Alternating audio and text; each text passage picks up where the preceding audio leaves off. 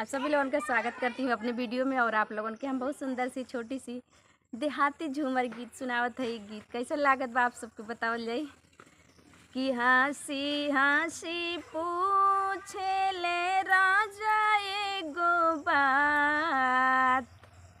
अरे हंसी हंसी पूछे ले राजा एगो बात, से काहे दुबरइलू ये धनिया, से काहे दुबरइलू ये धनिया।